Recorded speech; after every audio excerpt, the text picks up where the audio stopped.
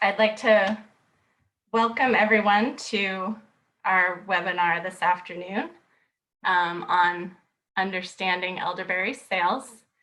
My name is Gwinnell Engelskirchen, and I am organizing this webinar on behalf of UC SAREP, UC Sustainable Agriculture Research and Education Program.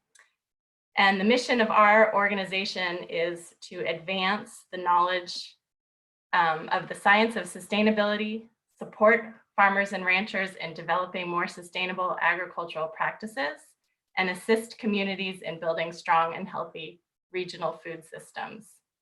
UC SAREP is a statewide program of UC Agriculture and Natural Resources. And our team has been investigating the potential for blue elderberry as a native perennial to contribute positively to the sustainability of California agriculture. Elderberry is a crop with economic as well as ecological benefits to farmers. We know there's a lot of consumer interest in elderberry, and with the heightened focus on health and wellness, it's a timely topic for this moment, even more so that today is Earth Day. So a few just kind of technological housekeeping items. We will be recording this webinar so we can make it available later. So just to know that, and the chat will also be shared. Participants will be muted throughout, but we encourage you to put your questions or comments into the chat.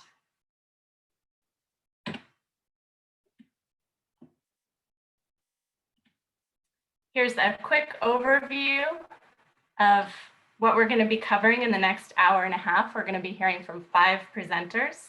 And then at the end, we'll have some time for Q&A. So as we're going along, if you have Q&A or comments, go ahead and drop them into the chat. I'm going to get out of the presentation for one moment because we wanted to get a sense of who is in this virtual room with us. So I'm going to launch a poll. And if you are joining by computer and you're able to weigh in about whether you're a buyer or a seller of elderberries and what your interest is, that would be wonderful in terms of helping us get a sense of the audience today. And I'll leave this poll up for just a minute or two, and then we'll share back the results.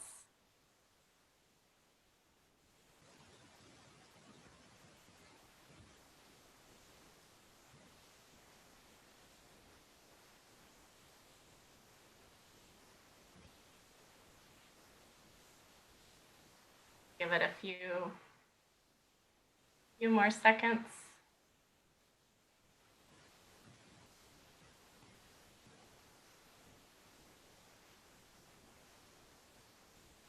All right, we'll end the polling there.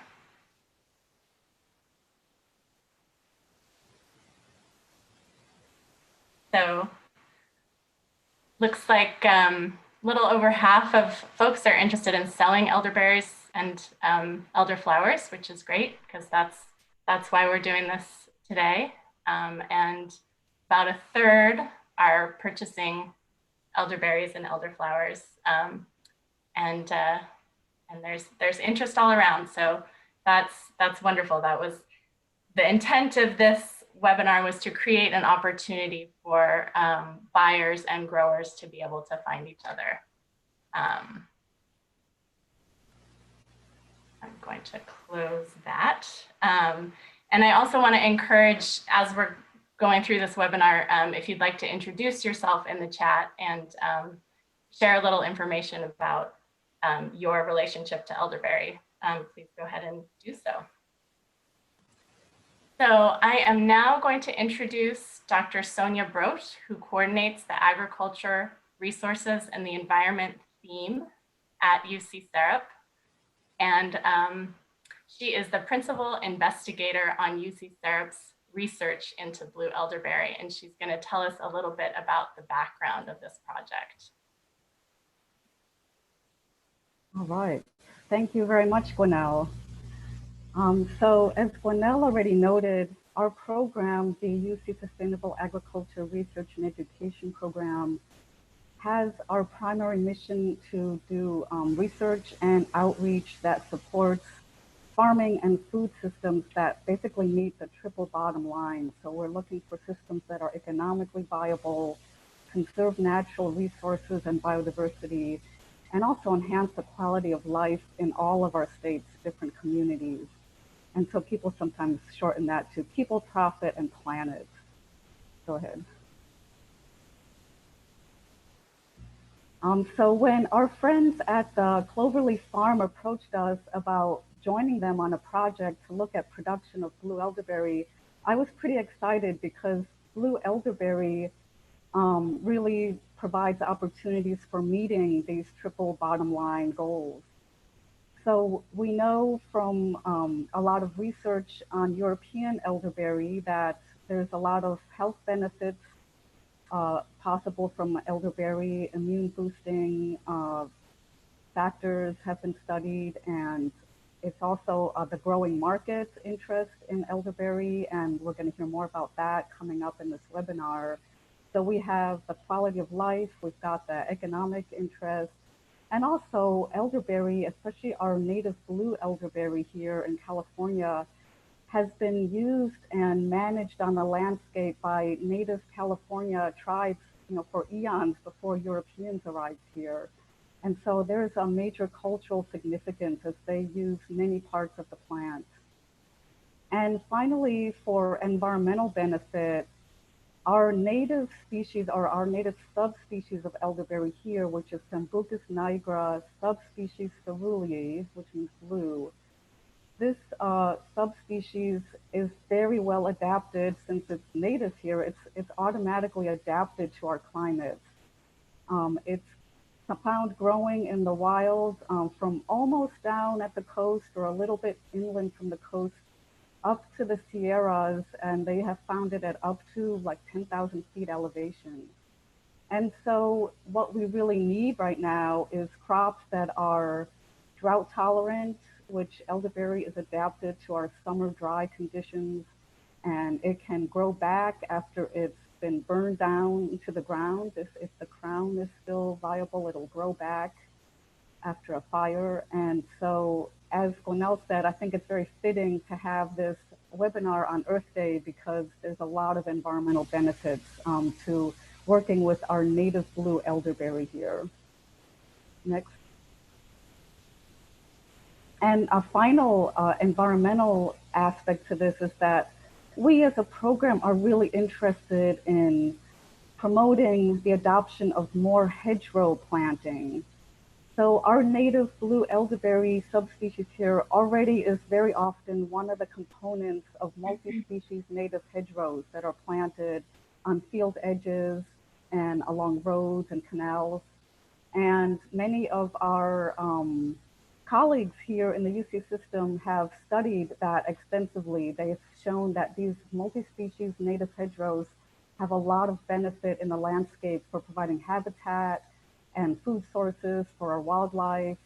They provide places and food for pollinators and for natural predators, and thereby actually help a lot in pest control in our crops. And they can also help to buffer against runoff of water and help catch pollutants that may be in that water coming off of fields. So we are really looking at blue elderberry producing a commercial crop, but in the context of a multi-species hedgerow. And so, next slide. We joined with our friends and colleagues at the Cloverleaf Farm and Katie Fury to apply for a grant, and we got this grant from the California Department of Food and Agriculture, the Specialty Crops Block Grant Program. And what this project has been doing is multifold. So we've had several farms in the area, so this is Yolo and Solano counties, plant blue elderberry on their farms in hedgerows. And we've actually also planted a few specimens of the North American cultivar of elderberry, since that is currently commercially more used in North America. And so we wanted to compare. We'll have a lot of this information available on our website very soon, but I can tell you the blue elderberry in the Sacramento Valley grew a whole lot better than the North American subspecies. And we also had Katie Ewell, who's on our webinar today. She analyzed the food chemistry of our native blue elderberry. We did a market assessment, and now we're in our outreach phase, and this webinar is part of that. So I think that's all I have, Glenelle. Thanks. That's great. Thank you, Sonja. And yeah, so, you know, as Sonja said, we've been working on this project, and one of the things that we know is that there's a lot of market opportunity for elderberry, and there's a lot of interest. And so one of the goals of this webinar is to highlight different pathways to market. And David Doty, we're very fortunate to have him join and speak with us. He's the Botanical Development Manager for Mountain Rose Herbs, and he has worked in the herbal industry for over 15 years with domestic and international growers and suppliers. His experience includes production, processing, and supply chain management for food and dietary, supplemental, raw material suppliers, extract manufacturers, and retail projects. And I'm going to stop sharing screen and unmute you, David. So welcome. Hi, all. Glad you're all here. A little background before I get started, because I really want to touch a little bit on global markets and supply, and then focus more on the practical considerations for growers and harvesters, most likely on a smaller scale. But I want to give it an idea of what that scale is like. Mountain Rose Herbs is an online retailer. If you don't know who we are, we're a store that sells over 1,000 different products that are focused on health, harmony, and organic herbs. We sell over 300 different species of organic herbs online, and so we have a really diverse product base that we're selling. And one of those products, or actually two of those products, are Sambucus nigra, and we sell elderberry in the flower form and the berry form. And we're currently buying two different species. One of them, the one we like the best, is nigra, but we do have some ebulus that comes in because it's grown in Europe, where most of this material is from. They grow side by side sometimes. And so again, I want to focus on currently what the markets are, and I've broken this out very generally. Everything's pretty general into two different markets. One of them is the mass market, and that's what I would say we buy into, but we sell more into what it would be considered a cottage industry market. The mass market is an international market. Most of the products are going into dietary supplements, into pills, into teas, into syrups, the things that you see, the branded products on your shelves in your stores that have elderberry. That's that market that I'm talking about. And we used to sell into that market on wholesale, but we backed off of that and very rarely do. That market is big. This is the largest segment of the elderberry market. And to give you an idea, in 2018, the Herbal Gram from American Botanical Council put out some figures, and the number was that elderberry was number 4 as far as top sellers, and it was about a $51 million market that was being sold, and that's again in that natural products industry marketplace. As far as where that material comes from, most of it's wild harvested from Europe, most of the Balkan areas, Albania, Romania, Bulgaria, Bosnia, some in Hungary and Croatia are where those main products are coming from. And this is mostly well, I won't say mostly, all dried berries and flowers. Give you an example of what kind of quantities we're talking about. There's not real good data here, but in 2005, the International Trade Center estimated that there was 472 tons of dried organic elderberries and 19 tons of flowers sold that year. And that was in 2005, and all we've seen is an increase in the demand for elder over time, and it's radically increased over the last couple of years. And with the coronavirus, I only see it getting a lot more because this is one of the products that's being used for flus, etc. So the second industry, and this is potentially more of what small growers and wild harvesters are going to fit into in the United States, is what I consider a cottage industry market, or I'll describe it as that. It's a more regional market, and usually it's in areas that have elder growing in them and or are wild harvested, in there. And what we're talking about there is usually a fresh or frozen product, typically going to wines, jams, jellies, syrups, things like this that can be sold at a local market or may have a retail label somewhere, but usually again more on a regional level. Most of this material is coming from wild harvested material as well as cultivated material, and that is both true here in the States and in Europe or wherever elderberry is present. Some new models that are coming out are the agroforestry models, and these are really interesting. And Sonja touched base on this, and I really like these models because they can fit into different types of agricultural practices or even forest farming practices. So I want to talk more about that and more about the practical considerations for US growers and harvesters. And I want to stress, I work with a lot of growers from all over the world and in the United States quite a bit as well. And from everything from very small growers that may be able to produce something like 100 or 200 pounds of something to growers that are producing like tens of thousands of pounds for us dry weight per year. And, depending on the herb. And one of the things I always try to do is, after getting some farmers in trouble over the years from doing this contract growing with them, I've really tried to back off of that and really try to make sure that we're a good fit. And so a lot of what this is about is an economy of scale. Mountain Rose Herbs sells about 30,000 pounds of dried elderberries a year.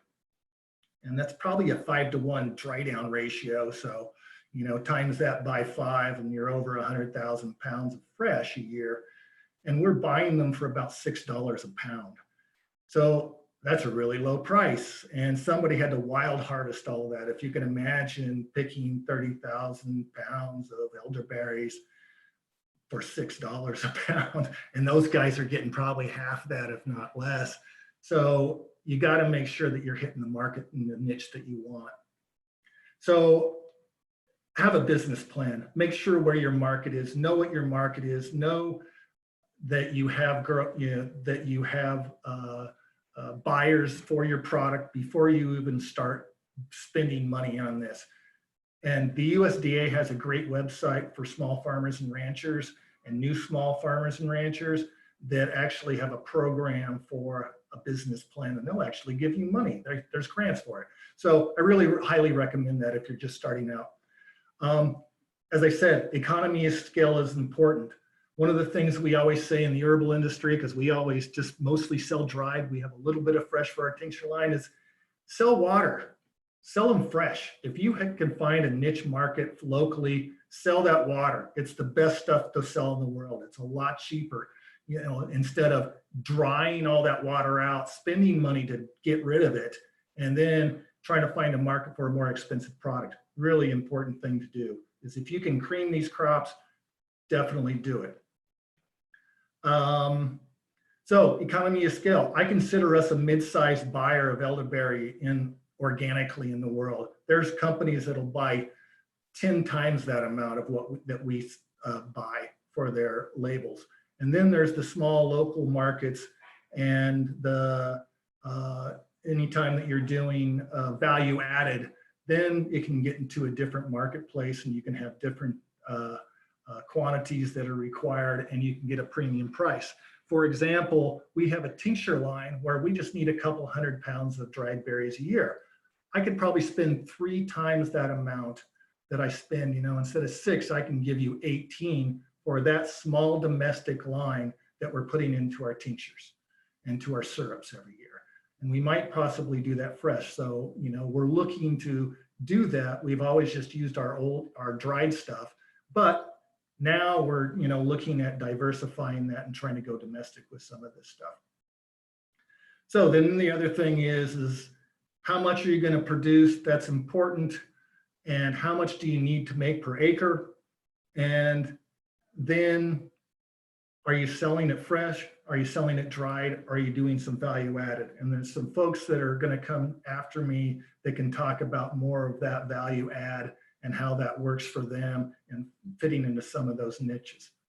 Another thing that's really important is post-harvest handling considerations and regulatory considerations. And the post-harvest handling, again, has to do with fresh, dried. Do you have the equipment? Do you have a dehydrator? Are you going to have to process this further? What's the quality parameters that who you're selling it to are going to demand? For example, we go through a whole process of qualifying every supplier that we use, and they have to fill out a questionnaire and they have to meet our specification. And on that specification has to do with everything from microbiological control to how much, if there's yeast and mold, if there's extraneous matter, if there's stems, if there's leaves, all of that stuff, we want to know that how much is in there, and you have to meet our spec or we'll reject it. So it's very important to know what kind of product you're going to be selling and how much effort's going to go into that post-harvest handling. And that can be very expensive. The equipment, the dehy, can be very expensive. So the other thing is the regulatory considerations. And this is something that if you're a farm, then you fall under a different category than if you're a food processor. If you're doing value added and you have a label, then it's very important that you know the considerations for that label, because FDA is going to come in and they're going to look at a label and they're going to say, hey, you're making a claim on that label. That's illegal, and you have to remove that product from the shelf. So it's very important that you know that there are regulations out there for food and for dietary supplements, and you need to know what category you fit into, what category you can fit into, and what the qualifications are for fitting into that and what the regulatory requirements are. Sometimes that means that you have to actually get registered with the FDA. As a farm, you don't have to do that. So sometimes if you have a third-party processor, they can take that burden off you. Oh, I just lost my light. Sorry about that. So we can get into more of that. What I really would like to do, I think that's the gist of what I wanted to say. I think it's important that we have questions and answers, hopefully some time for that, where I can dig into more of this in detail if necessary. How are we doing on time, Janelle? You're great. Yeah, if there's any few last takeaways that you want to add, you're welcome to, but otherwise we can, move on and have time for the Q&A later. Yeah, I think that let's move on. I think that's the gist, and hopefully gave some food for thought, and then I can answer questions if anybody has. Great.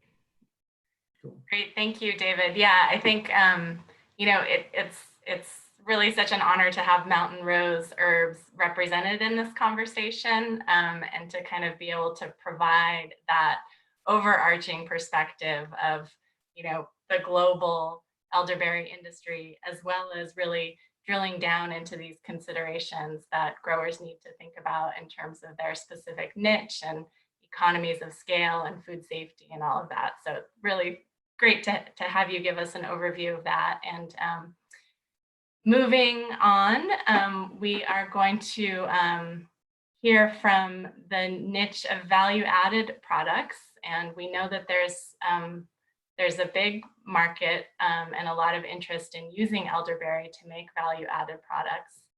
And so we are excited to be joined by the founder and CEO of Preserve Farm Kitchens, Merrilee Olson. Preserve Farm Kitchens is a small batch co-packing manufacturer whose mission is to support small local farms by utilizing the whole harvest to make gourmet food products. Using her culinary skills, cultivated over decades in the food industry, Merrilee has helped farmers throughout California transform their produce into foods that people love. And so, Merrilee, thank you. And I'm going to go ahead and bring up your presentation. And you're welcome to start talking while I do that, if you'd like. Thanks, Gwinnell. And David, thanks for your great presentation. I think we're covering a lot of the same areas, but it's going to come down to scale. So as Gwinnell said, I founded Preserve Farm Kitchens 10 years ago after discovering how much food was wasted between the farm and the ultimate buyer. And then, you know, over the years, we're not so much about food waste, we're about supporting the farm. So we've worked, I founded the company 10 years ago. We've worked over that time with, I think, about 50 farms in Northern California, from about Paso Robles all the way up to the Oregon border. So I want to talk just about three broad areas. Some product ideas, and David already threw some of that out, and I think a lot of you already know a lot about this. Anybody with an imagination, ideas are always easy, right? It's execution. And then some considerations when deciding to make a value-added product, whether to make it yourself or to choose a co-packer, and what that might involve. And I'll wrap up with just some estimated costs and what I've seen from from most of our clients, what it has cost them to get into the value-added business. So next slide, please, Gwinnell. I wanted to start with talking a little bit about our 3+ year relationship with Katie Reneker and Carmel Berry Company. Katie's done an incredible job of launching a marvelous line of syrups and preserves and cordials. And like I said, we started working with her 3 years ago. And I don't have these numbers from her, but from our revenues from her, they've grown 300% since she began. So, you know, her business has just grown and grown and grown year over year. And of course, as David alluded to, these days, I know all elderberry, elderflower products are just flying off of shelves. So that's a great consideration. And I know that Katie has to buy most of her berries from, I believe, Missouri. So having a more local supply of the fruit would be marvelous, certainly. And the last thing I want to say is that Katie's really been a partner every step of the way in this process. So in choosing us to make her value-added products for her, she's the #1 expert in this, and she has brought in special equipment to handle it. She's been on site many times, more than she'd probably like to say, just because it's you know, there are complexities. And so she's been an incredible partner, and I'll speak more about partnerships in a little while. So next slide, please, Gwinnell. First, let me say how much, I mean, this is just blinding flash of the obvious. I adore elderberries and elderflowers and everything about them. For a long time, they've been my single go-to for my own immune system. And then really over the last 3 years in working with Katie, I've come to enjoy the infinite possibilities for the fruit and the flower. So just ideas, you know, obvious ideas. And the reason I listed these in this way is because it's in order from the most simple to produce probably to the most complicated, or from those for which you might not need quite as large of a harvest to those where you might need the largest harvest. And I think there's room for growth in every single one of these categories. So next slide, please. Let's talk a little bit about whether to make it yourself, your value-added product, or not. In the 10 years that I've been doing this, I've found that most farmers really just want to farm. And there are certainly many among you who also love to make products, and that is terrific. But whether you make it yourself or not, these are sort of the questions you really need to do a deep dive on. And again, David, you know, you spoke straight up to having a plan, a business plan. So what are your goals for making a value-added product? Some farms have done enormously well in diversifying and really supplement their income with value-added products that they can sell through the leaner months when, you know, when the harvest isn't coming on. So it's really important to look at that. And I love that resource that David shared for farms to make a plan. And I think some of you on the call are maybe not necessarily farmers, but interested in elderberries. And same thing goes. I mean, you just have to have goals, and you have to have a plan. And I think I'll just speak to the truth of the moment right now that we're living in. It's kind of hard to think about those things when everything is so uncertain at this moment in history. Nevertheless, you know, the ability to dream never really dies. So give it a shot. The next question is, ask yourself how much time you have to devote to this. In Katie's case, she has attempted to grow, I think, her own fruit. She's tried to contract with farms, but she has spent an enormous amount of time. And the one thing that most people don't consider when they are when they're talking about making a product line or a product or anything, what's the value of your time? Are you gonna pay yourself in your business plan so that you are actually eventually able to make a living from this? What's your experience? And again, David, thank you, because you spoke to you know, to some of this.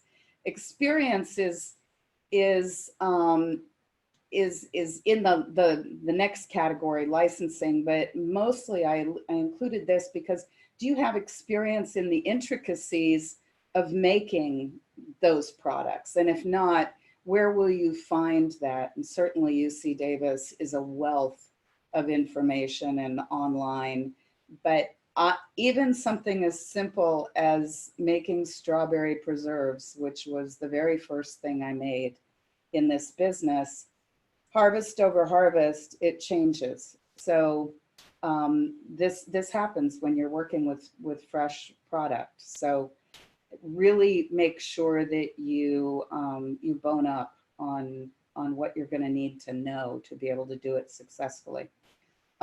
Licensing and compliance and insurance and all the stuff that those of us who are creatives have more of a challenge with. My background is as a chef. So this whole area for me has been a heavy lift, to say the least. And I've hired incredible people to make sure that we have all the licensing we need, that we're able to pass a third-party audit, which we're required to do because our products and products we make for others sell into Whole Foods. Do you have all your food safety certificates? Do you have a recall plan? Do you keep accurate records? Are you going to use a certified kitchen or not? Do you have your seller's permits? All that stuff really needs to be dialed in.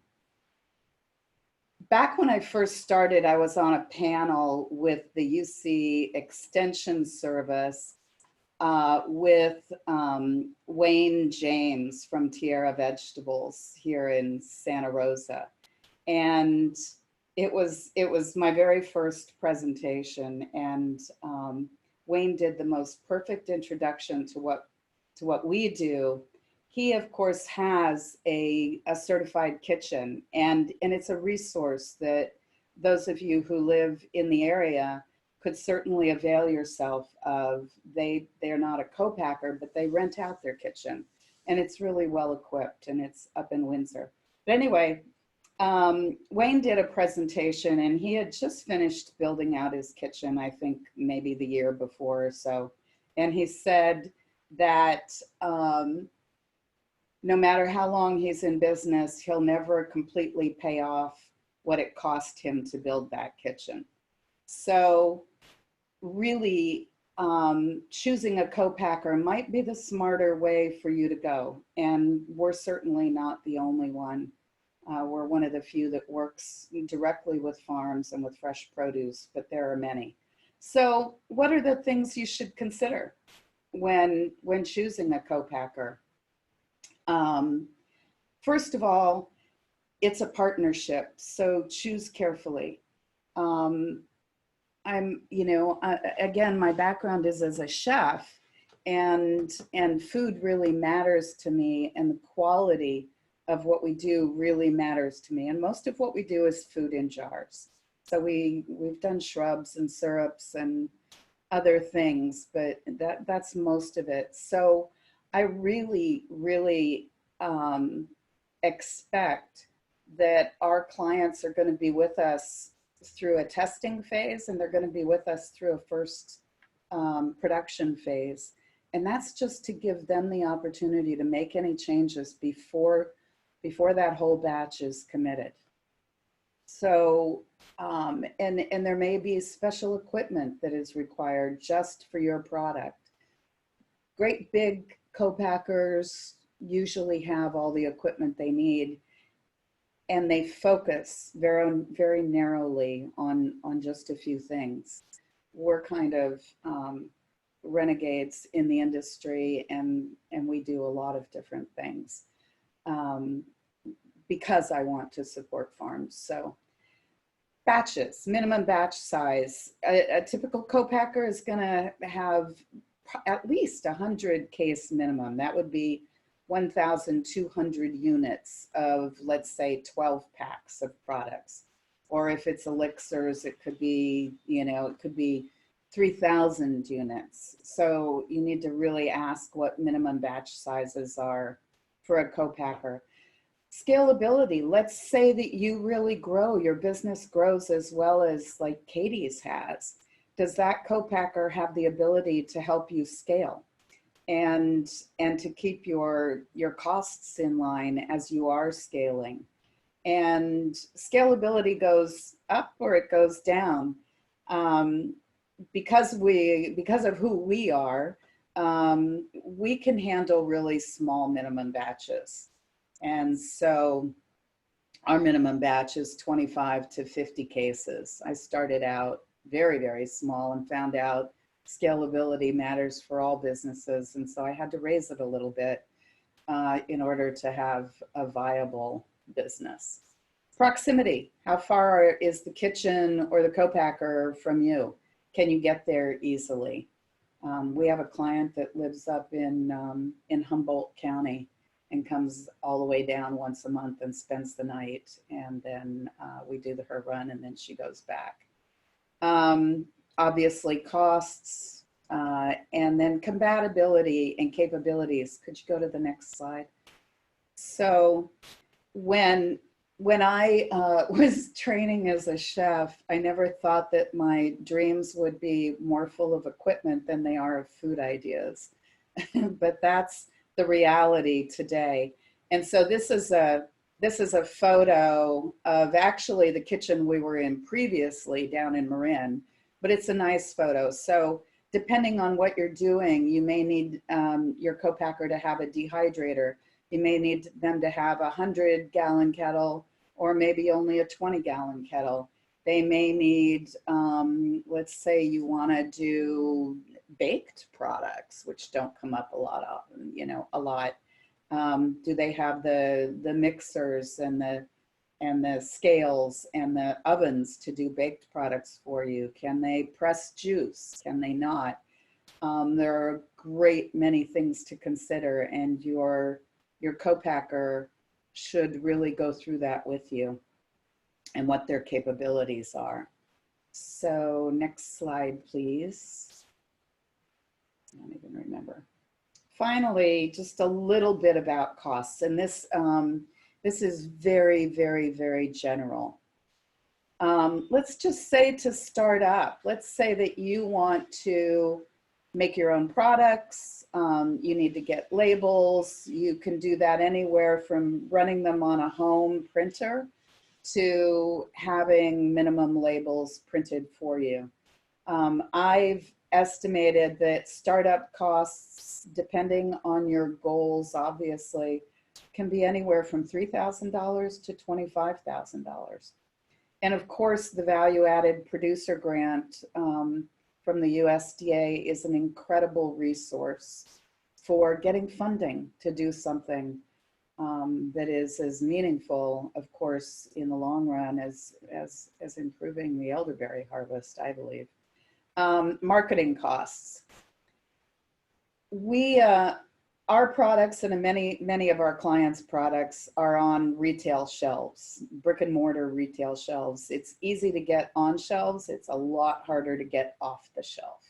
So if you're going to do a retail product, you need to think about what your marketing costs are going to be. And there are some great people who provide incredible resources in helping to launch brands. And anybody who has questions about that can contact me afterwards, and I'll send information about those folks. Your materials per batch, whether you do it at home or you have to, you know, this could include your costs to harvest and provide product to a co-packer to make your products for you. Also include shipping. And again, I have to emphasize, remember to include yourself in the costs and include what's going to be a meaningful income for you as a result of this. So, you know, at the end of the day, we all have to really think about taking care of ourselves first. So do consider those things. And next slide. That's all I have for now. I look forward to your questions, and this is going to be me this afternoon with some friends on a virtual cocktail party, and I'm going to have Prosecco and elderflower syrup cocktails. So I hope you'll join me. Thanks so much, everybody. Thank you, Merrilee. That's terrific. And I know I've been fortunate enough to visit the facility where all of the magic happens, and have interacted and known about Preserve Farm Kitchen over the years. So truly, I think it's a kind of alchemy that you implement in terms of translating the harvest of farmers into really beautiful products. So great to hear some of that picture. And I know, you know, there are a lot of herbalists, I think, that have joined this call, that are part of this conversation, and there are farmers that are making value-added products on the farm and on your own. And so there's a ton of expertise in this room, so to speak, and in this conversation.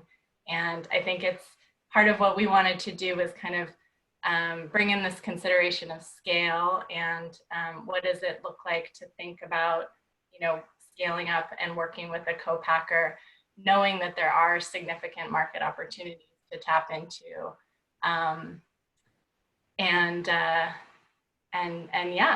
And like Merrilee said, sometimes it's challenging to do it all on your own.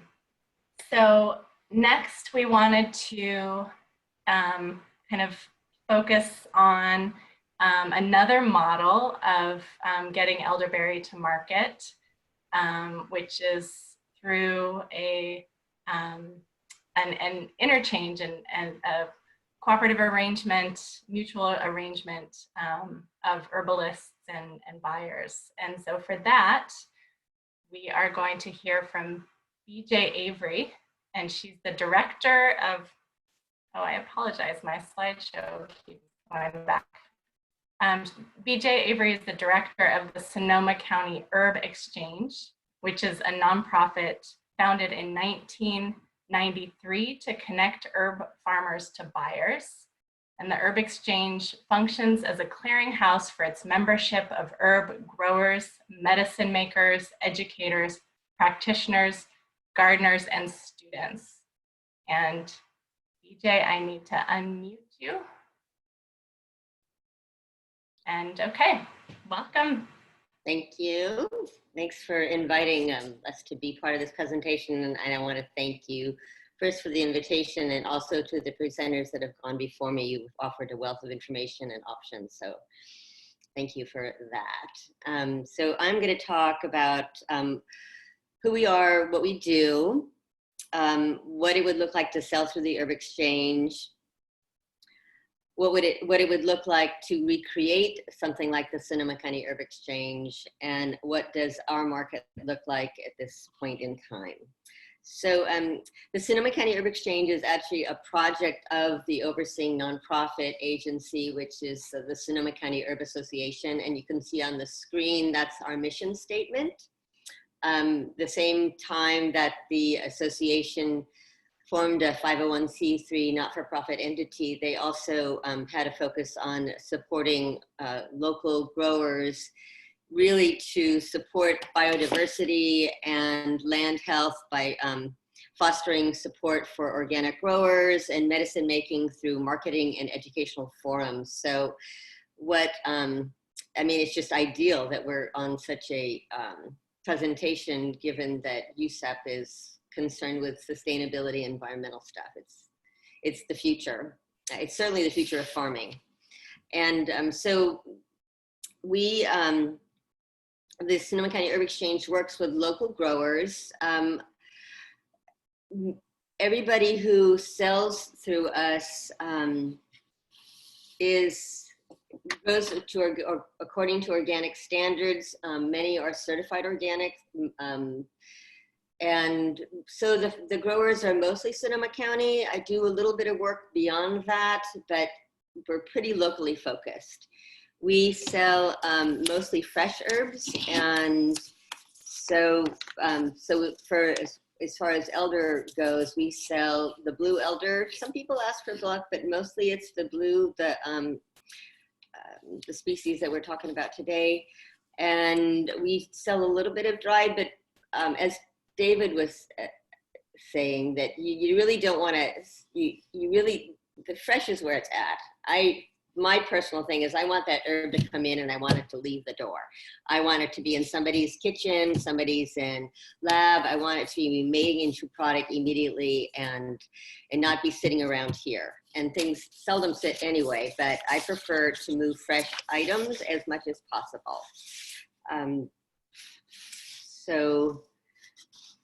So what it would look like to sell through the Herb Exchange. So as I said, all of our growers are certified organic.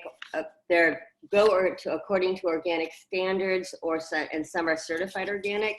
And since we're a project of a nonprofit, we ask, so everybody who sells and buys has to be a member of the overseeing nonprofit entity. So growers join at a $50 grower membership, and that's an annual fee. Buyers start at $35, and you know, our business model works pretty well. We, as a nonprofit, we're able to, all of the people, so it's a volunteer-run organization. I am the director. I am paid for my time, but I have a group at the Herb Exchange. We have a group of, well, first of all, with the COVID thing going on and all the physical distancing, we've had to scale back how things run here extremely. So usually I have a group of about 6 people that come in and help on sales days, but now we have that set at 3 people due to, so we can move about the room without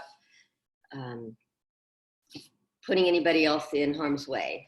But we come in, we sell 1 day a week, and that is on Tuesdays. Growers come in at 10:30 to 12:30, where we intake all the herbs and sort them out for sales that are made ahead of time. And then we do shipping, or people pick up from 2 to 5 in the afternoon.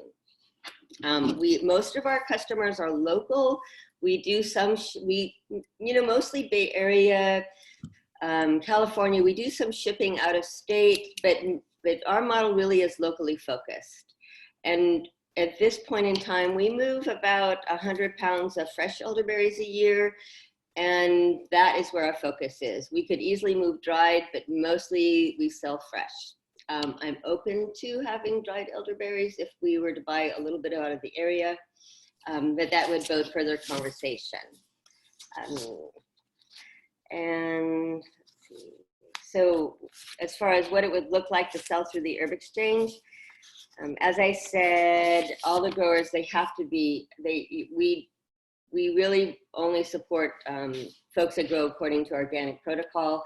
As we don't sell wildcrafted items, but I want to be specific about what that wildcrafting looks like. If you have a land that you own and there happens to be wild elder growing on it, that is not what we consider wildcrafted. Wildcrafted, what we consider is going out into forest or on land that does not belong to you and picking.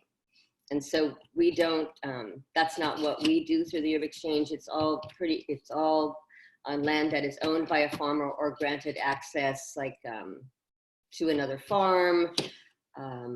Sometimes schools let us on their land to harvest.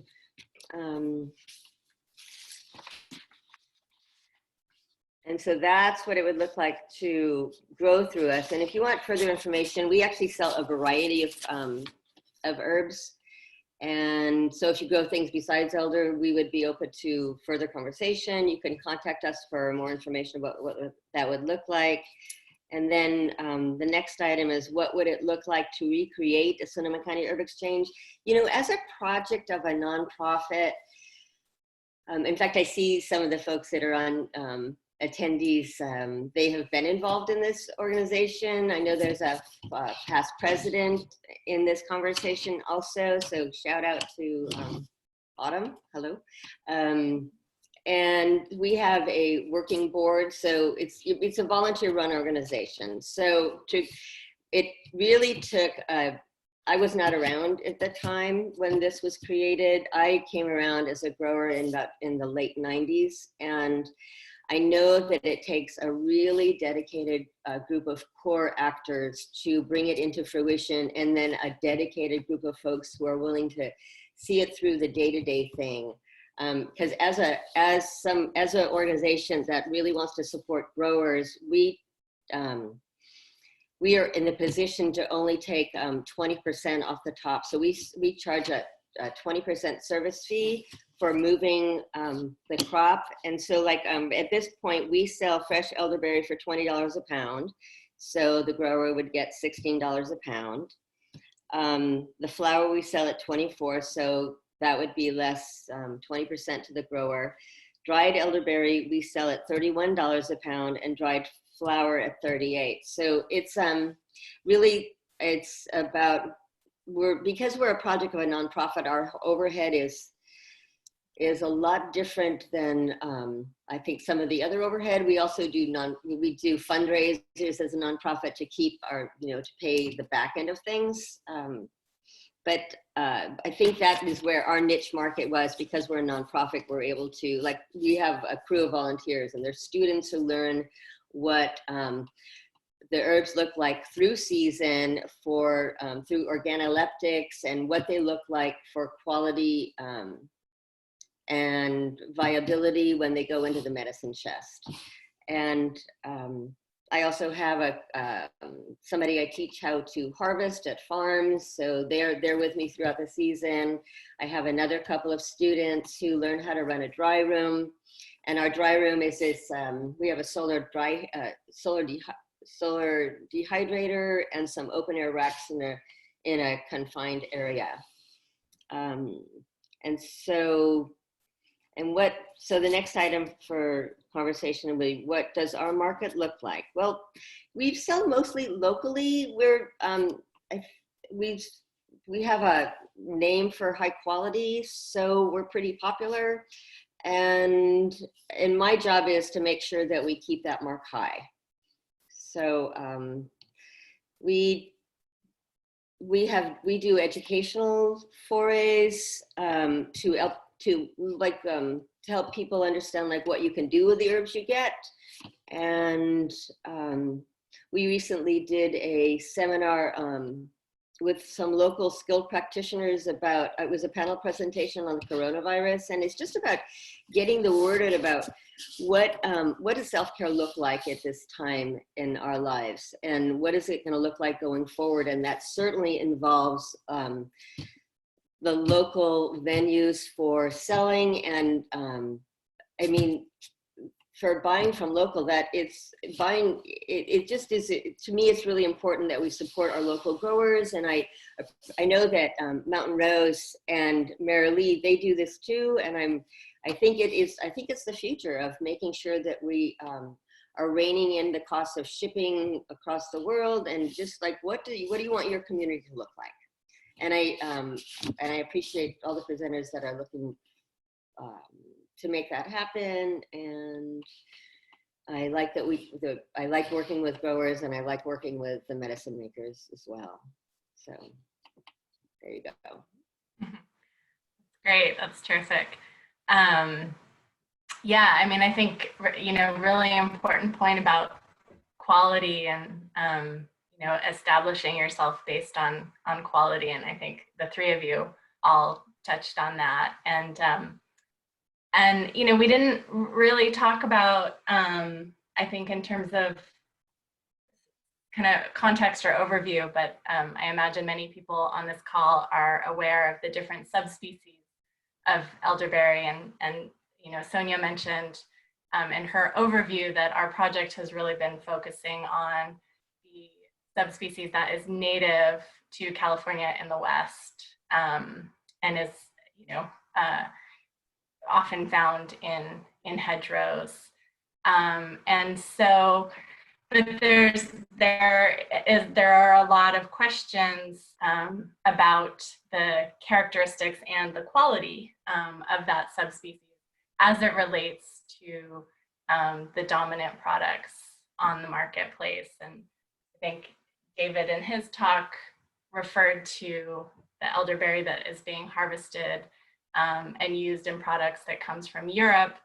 And Merrilee has talked about working with both the American and the blue elderberry in some of her products, the American coming more from the Midwestern part of the United States. And so I'm excited to introduce our next presenter, who's gonna illuminate a little bit some of the research on the qualities of these different types with a lens to the blue elderberry specifically. So Katie Uhl is a PhD candidate with the UC Davis Food Science Graduate Group, where she's been working on characterizing bioactive components in California elderberries, including phenolics, volatile flavor compounds, sugars, and organic acids. So thank you, Katie, and I will check to see if you need to be unmuted. I think I'm good. Can you hear me? Good. Okay, great. Awesome. Well, thank you so much. I'm so excited to be here today. And for those who have been paying attention, yes, there are a lot of Katies in this elderberry world. Katie Rediker and Katie Fury, and now me, Katie. So I'm very excited to be presenting some of my work with you all today.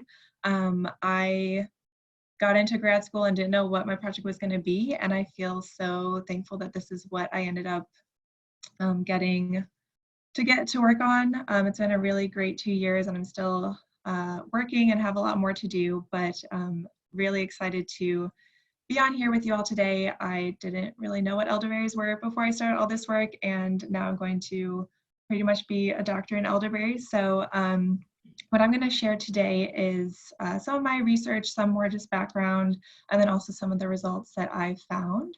So as Gwinnell mentioned, I'm looking at the California blue elderberry. And so this slide has a lot of information, but hopefully it's some useful info for you. So on the right side, you can see some of the breakdown of the different subspecies. So starting at the top with the European elderberry, as David mentioned, that is what a lot of the elderberry products use coming out of Europe, and that's the subspecies nigra.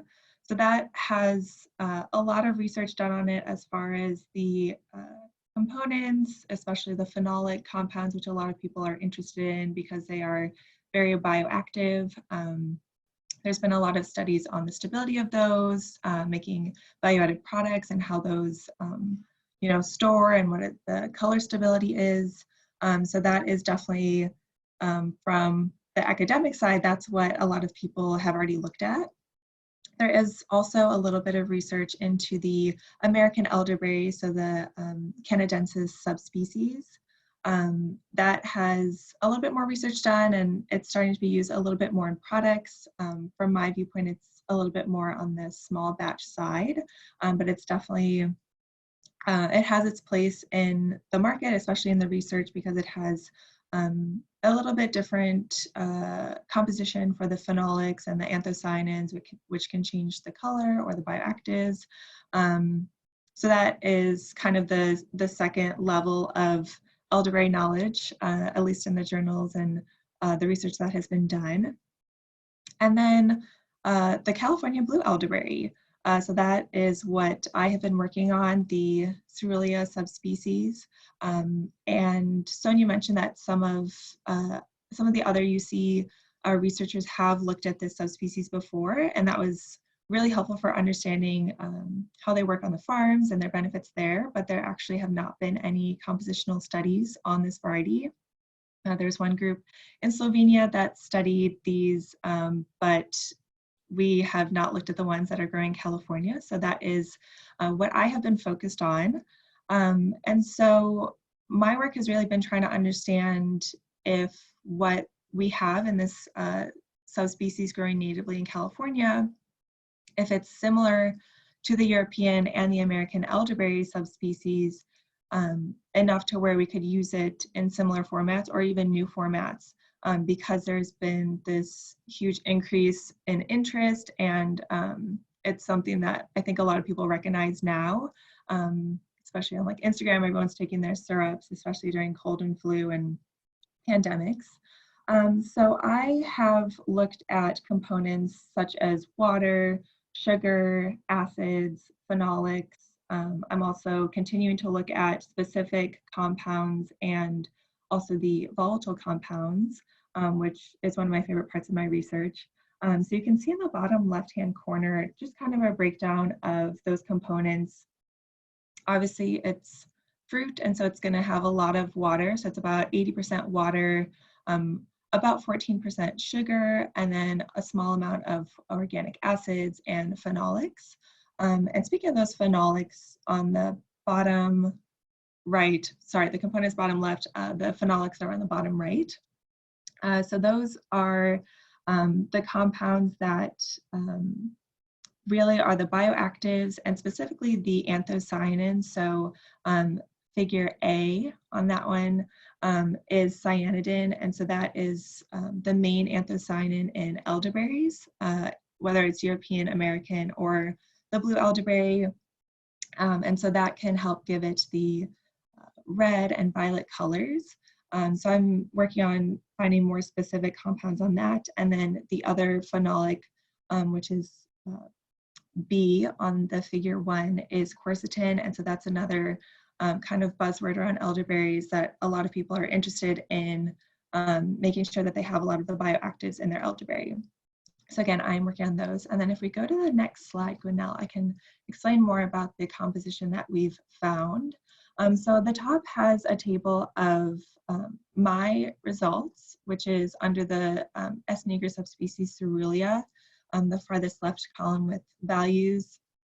And then I put some other studies in there to help understand where our elderberries kind of fall. And there are a lot of journals out there, and it was going to be a little bit too much to really put all of those into a table. So I only chose other papers to compare the values to. So take it with a grain of salt, but these kind of establish some of the ranges for the composition that we're looking at. So I'll go through a few of these. So for example, the pH, I found that the average for ours from the berries that I harvested in 2018 and 2019 from the farms around UC Davis had an average of 3.66. And you can see that that is a little bit lower, especially compared to the canadensis tend to be a little bit higher. And we've had some questions about how that impacts food safety, because you need a certain level of acid, and below 4.6 is usually a good place to be if you have acidic foods. Otherwise, you have to kind of think about some other ways to preserve your food and make sure it's healthy and safe for everyone. But while that is a little bit lower, we still have a high amount of soluble solids, which is really the sugars in the elderberry juice. And so at 14, that is definitely on this sweeter side. But again, pretty similar to the other elderberry subspecies. And these can change a little bit year to year, depending on the farm and how much sun, how much water, how old it is. So these aren't, set in stone forever. But these are just the results from the 14 hedgerows that I have harvested for 2 years.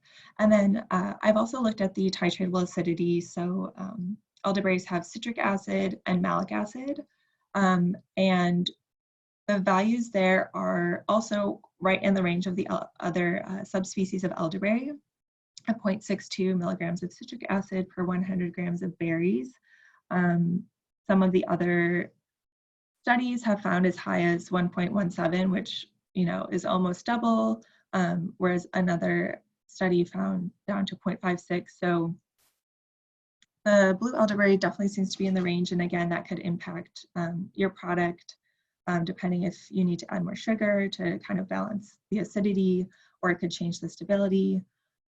So that's one of the applications of some of this information. And then the bottom two are about the phenolics, first starting with the anthocyanins, which is a subclass of phenolics. If you hear those terms, anthocyanins are phenolics, but they're specific compounds within that group, and they are the colorful compounds, so giving you the red and the violets in the elderberry. So the results from that, I found that our blue elderberries have a little bit lower anthocyanin content than the other subspecies, which was surprising because I didn't notice much of a color change.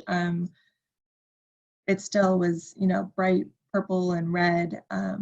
And on the last row with the total phenolics, that's taking into account all of the phenolic compounds. So anthocyanins are just one part of that. And if you look at those numbers, the blue elderberry is right up there, even a little bit higher than some of the other studies that I referenced. And so that tells me that there might be other bioactive phenolics like that quercetin that we saw on the bottom right of the first page. And so my work is going to continue to look at, exactly how much anthocyanins and specific phenolics such as quercetin or other like catechin or other compounds. So that is what my results have shown.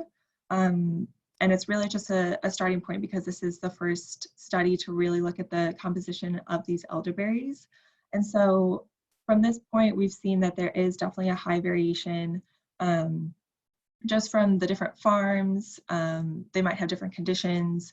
The blue elderberry doesn't have specific genotypes or cultivars that people are really going to, which is different from the European and the American elderberry, where they can go to a specific genotype, and that is a little bit more consistent. So that could be one of the reasons for the high variability and some of the differences among the subspecies. But the big picture is that we are still measuring high content for the total phenolics, and so that is pretty exciting that we have those results, and we'll look more into the anthocyanins and phenolics. And as I mentioned earlier, I'm also looking into the volatile flavor aroma compounds, and I'm also hoping to do some storage and stability studies, maybe some processing tests to look at this elderberry even further, because I think that there's a lot of exciting opportunities to use this elderberry, and I have definitely gotten some great ideas from our other presenters today. So I hope that my presentation has helped you a little bit understand more about this great elderberry that we have growing in California. So thank you. Great. Thank you. Yeah, the work that you're doing is so important as far as really understanding where the elderberry that's native to our region fits into the larger marketplace for the crop. And so, yeah, we're gonna turn it over to Q&A. I think just sort of just by way of overall framing, you know, we know that elderberry in California is mostly grown and harvested at a small scale. And so, you know, hearing from BJ about the cooperative model and ways that several different growers can aggregate their product to achieve a greater economy of scale and have access to buyers that they might not be able to have individually, I think is really valuable.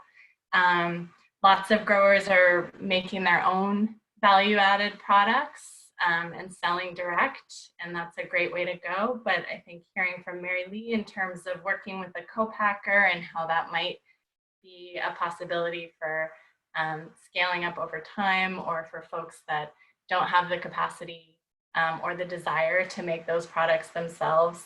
And then finally, the wholesale, you know, Mountain Rose Herb Company gives a sense of the total volume potential for the crop and what's possible either for larger scale production or for a group of growers working together and aggregating, kind of following the herb exchange model to sell to a larger distributor. So these panelists are clearly a wealth of information.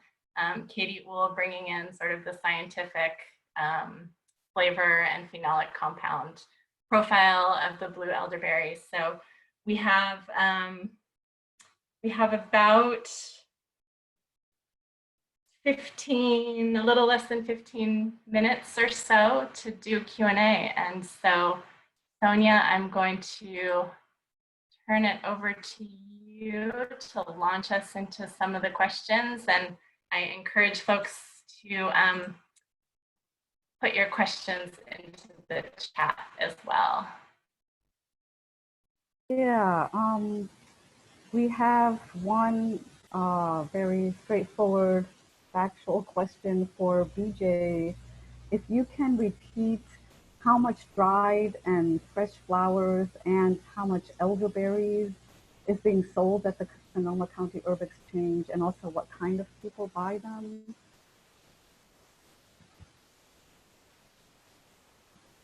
And part of it is like due to quantities we're able to, oh, can you hear me? Can you hear me?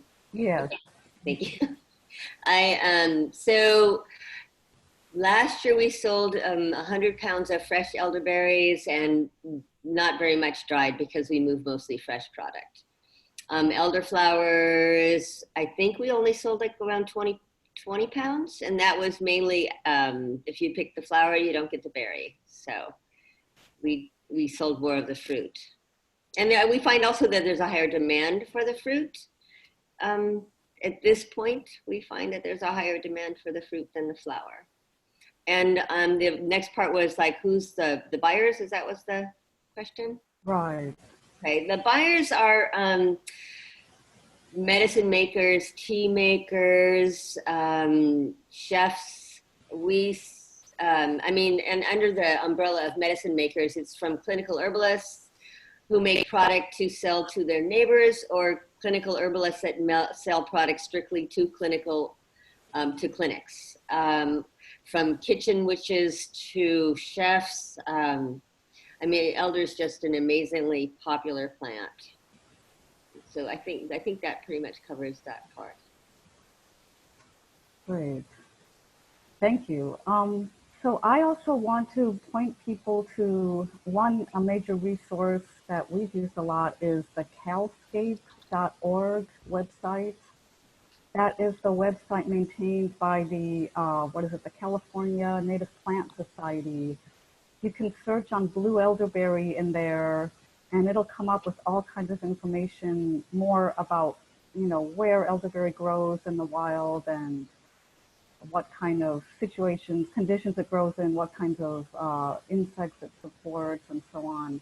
But also, many people are asking about propagation and where to find plants. And when you scroll down on those Calscape pages, every one of them has a link that goes to the nurseries that carry the plants around the state.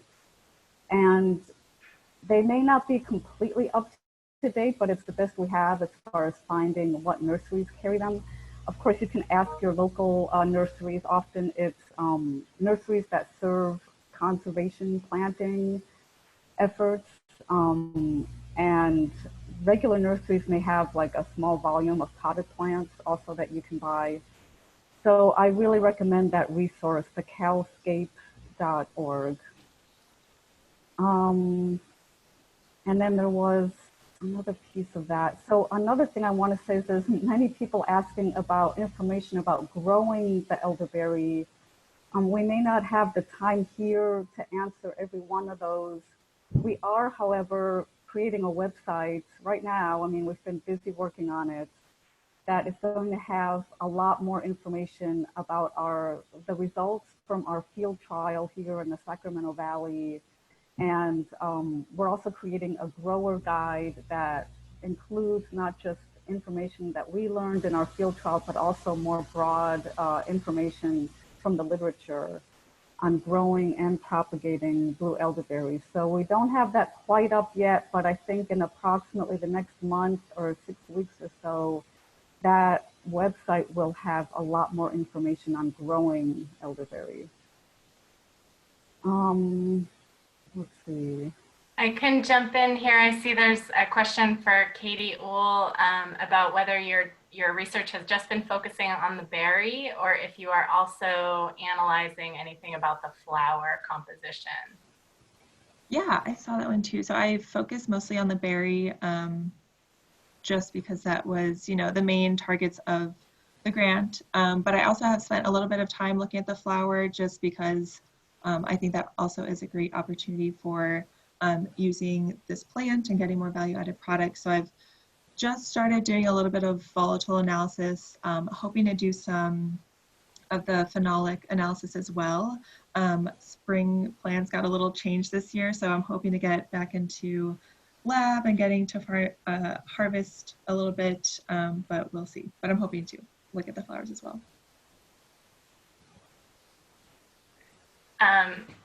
And another question that maybe we can toss out to our culinary expert on our panel of presenters, Merrilee.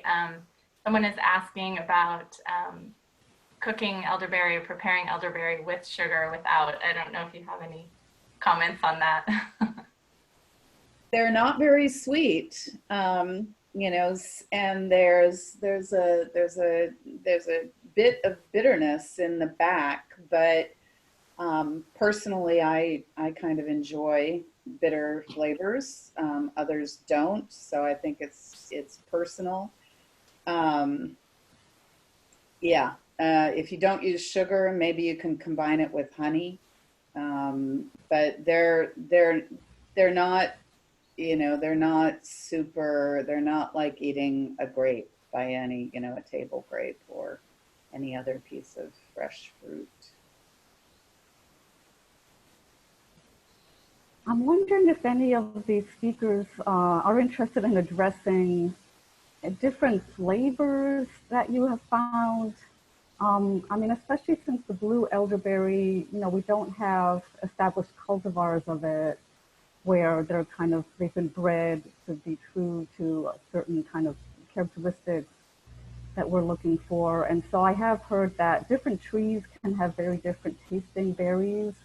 Do you have any experience with that? And also, if somebody has elderberry on their land, how would they assess kind of the quality of what they have growing? I can share some of the stories just from when I'm kind of out getting my harvest. I will occasionally try them. Like I said, I had never heard of elderberry, so I hadn't tasted them either. And definitely there's an array of berries that are sweeter and maybe similar to blueberry, but not quite as sweet. And then there's some that are definitely more on the bitter sour side, and maybe that's a ripeness thing too. But I definitely agree that there's going to be a huge range because we don't have a lot of cultivars or breeding going on. And then as far as products using the elderberries, I've also made some of my own jam with it. And I find that it tastes a lot like Concord grape with a little bit more herbal grassy notes. So that's kind of what I expect from the blue elderberry. Hopefully that answered your question, Sonja.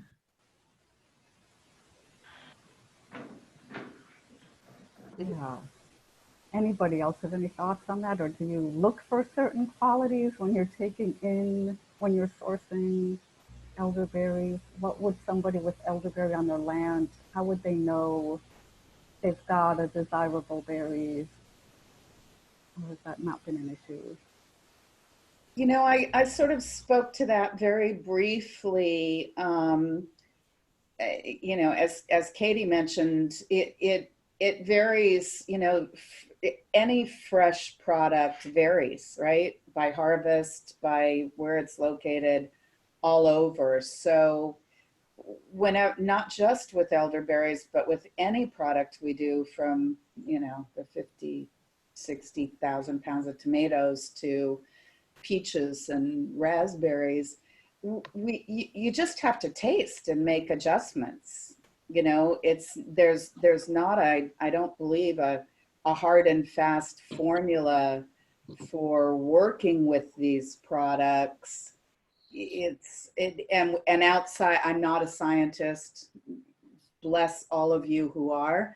I'm a culinarian, so you just have to play with it. But you know, I mean, my personal opinion is that the value of the berry goes far beyond its actual flavor. So when I said that I find them, you know, often kind of bitter, this is true. But oh my gosh, am I going to have a tablespoon of pure elderberry juice to keep my immune system strong, no matter what it tastes like? Absolutely. So, you know. Great, thanks. I would love somebody to address the issue of the elderberries being potentially poisonous. I know this comes up a lot, and it's important to know. The red elderberry is one that supposedly has some toxicity associated with it. The red elderberry, and I can't, maybe Katie, you know what the species is on that? Same genus. It's Yeah, I think it might be like Racemosa, actually. Racemosa. Yeah, Racemosa. And that one, as far as I know, has some toxicity to it. We avoid it, you know, and we'll do ebullis, and, you know, the species nigra has been reclassified, you know, over, you know, within the time period of 20 years that I've been in the industry.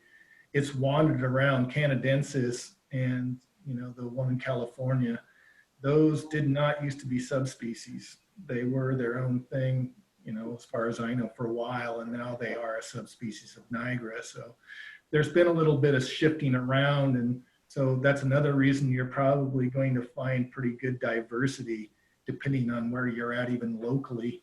And we see this with a lot of different herbs, you know, they cross and do different things in different climatic and zonal conditions. So it's not surprising that we're seeing such diversity, but as far as poison is concerned, keep away from the red one.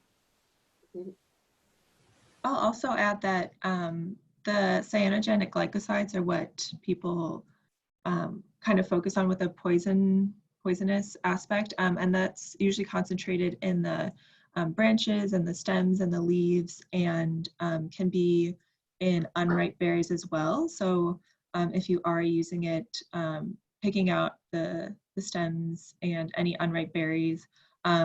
I haven't done research on how much is in the blue elderberry, so I can't speak to how much we have, but it's advisable to not eat the stems and leaves.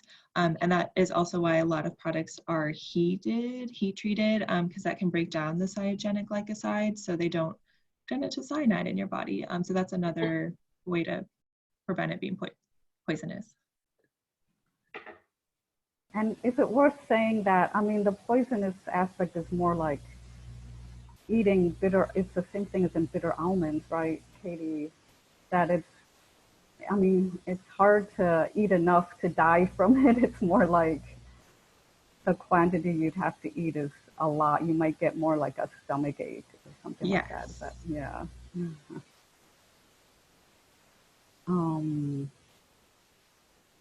I wanted to add too that, you know, we're seeing these questions. I think there's a few in here about post-harvest practices. There was a question about de-stemming and a question about the solar drying. And those are definitely aspects of the whole elderberry supply chain that we are hoping to be able to investigate more. And so we will be sharing the available resources that we know of on our website, and there's some information in the guide. But both of those questions are ones that we're hoping to be able to pursue because there is a need for more research and education around efficient technologies that can be used in the harvesting and processing for elderberry to make it viable for growers. And you know, questions like that, you know, that you have sort of ideas or questions that you would like to suggest for future areas of research, please go ahead and put those in the chat as well. We're really open to hearing those things. Yeah, and I want to add that the question about how to identify the red elderberry, as far as I understand from having studied that CalScape website, is that the blue elderberry is much more prevalent in our landscapes generally than the red elderberry, for one thing. And also the red berries are very red according to the photos. The leaves do look somewhat different. So you can go again to that CalScape website and find photographs. But the blue elderberry is really, and besides the red one, the blue elderberry is the only one that grows wild in our region here. You're pretty much not going to find the North American, the canadensis subspecies, or these other nigra subspecies here. Can I say something? Yes. BJ speaking. In our area, the red elder, the racemosa, grows more towards the coast, and the shape of the flower head and therefore the berries is more conical. And the blue is more flat. That's really helpful. Thanks, DJ. Yeah, but it is, I think it's specifically, I think it's, at least in my, I hike quite a bit and I see most of the red really at the coast, more coastal.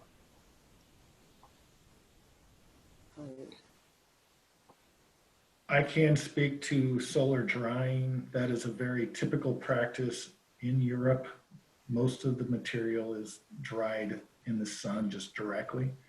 One of the things that happens though with that is then birds and rodents get in it and on it, and then you have fecal contamination, which leads to potential salmonella poisoning. And so then we have to sterilize the berries. So a lot of times if you're going to be drying them with solar energy, still keep them covered or netted so the birds and the rodents can't get to them. That's just good post-harvest handling that is something that you just overlook, but it can be important on the other end of things. And as far as de-stemming is concerned, the fresh ones mostly by hand as far as I know. But when it comes to dried, after they're dried, there are processors that have equipment that's specific to do that, that actually remove the stems. And there's different kinds of equipment for that. But again, that's a larger scale scenario. You know, we're talking about having to process thousands of pounds to get into that equipment. Thank you, David. Well, we're at time, and so I want to thank everyone very much for joining, for participating. I'm going to pull up one last slide just to be able to show you some resources that are going to be available. And let's see.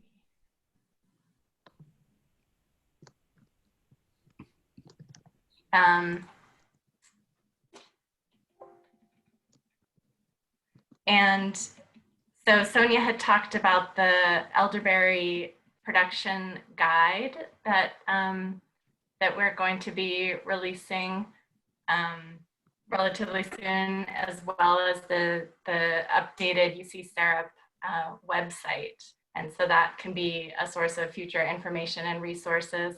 We do have an elderberry mailing list. So if you'd like to get updates and announcements about this project, you can go to our website, which is hosted right now at the Agricultural Sustainability Institute at UC Davis. And there's a button that says join the elderberry mailing list. And so then you can be kept in the loop about all of our project activities.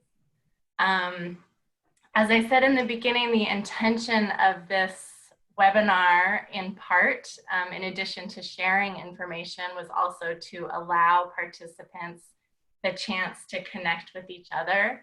And so when you registered, you were asked a few questions in terms of if you were a buyer or a seller, and if you were comfortable sharing your contact information. So for those of you who said that you were, we'll be sending out a networking contact list as a follow-up, along with the slides and some other resources. And then I just wanted to flag these 3 elderberry Facebook groups are really a great source of information. They're intended for people who already are growing, but they're just, you know, a great place to connect with people who are active in elderberry production. And so with that, I wish you all a wonderful continued adventure in the elderberry landscape. And I look forward to seeing where we can take this. So thanks again for joining. Thanks to our presenters, and be well.